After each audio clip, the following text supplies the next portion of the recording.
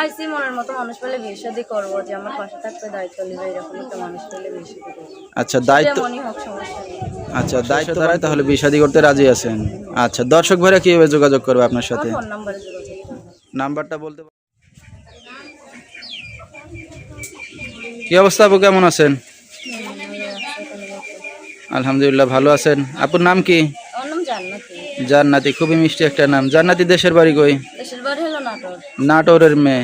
আচ্ছা, তো নাটোরের মেয়ে কে কে আছে ফ্যামিলিতে আপনার সাথে বর্তমানে জান্নাতি? আমি খালার কাছে থাকি। বাবা মা কই আপনার? বাবা মা নেই।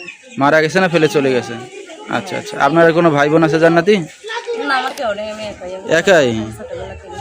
আচ্ছা আচ্ছা আচ্ছা, তো কি করতেছেন বর্তমানে? বর্তমানে আমি বাসা বাড়ি কাজ করি। কাজ বাজ করতেছেন? লেখাপড়া শিখতে পারছেন? না পারিনি। করতে পারেন নাই?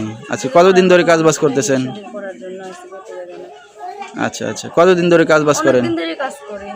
আচ্ছা, অনেক দিন যাবত। আচ্ছা, বিয়ে শাদী করছেন আগে পরে? না না, বিয়ে শাদী হয়নি। করেন নাই? তো এখন অনলাইন মিডিয়ার সামনে আসছেন কি উদ্দেশ্য করে? আইসি মনের মতো মানুষ পেলে বিয়ে শাদী করবো, যে আমার পাশে থাকবে, দায়িত্ব নিবে, এরকম একটা মানুষ পেলে বিয়ে শাদী করবো। আচ্ছা দায়িত্ব, যেমনই হোক সমস্যা নেই। আচ্ছা দায়িত্ববান কেউ যদি এখন পাশে এসে দাঁড়ায় তাহলে বিয়ে শাদী করতে রাজি আছেন। আচ্ছা দর্শক ভাইরা কিভাবে যোগাযোগ করবে আপনার সাথে? ফোন নাম্বারে যোগাযোগ করবো। নাম্বারটা বলতে পারবেন আপনি? না, বলবো। আচ্ছা, তো দর্শক আমরা শুনতেছিলাম জান্নাতির জীবনের গল্পগুলো, বিস্তারিত জানতে এই নাম্বারে যোগাযোগ করলে জান্নাতিকে পেয়ে যাবেন। 01974691310, এই নাম্বারটাই হলো জান্নাতির। তো জান্নাতি, আপনার একটা অবিবাহিত মেয়ে, রাত বেরাত রওনায়, দর্শক আপনাকে ফোন দেবে, কোনো সমস্যা হবে? না না, কোনো সমস্যা নেই। আচ্ছা, তো দর্শক বিস্তারিত, বলতেছি যে ফোন দিবে, সে ভালো উদ্দেশ্যে ফোন দিলে কথাবার্তা বলেন, না হলে ফোন টোন দেওয়ার না।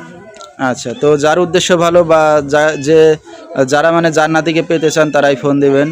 তো আজকের মতো এখানেই শেষ করছি। আসসালামু আলাইকুম।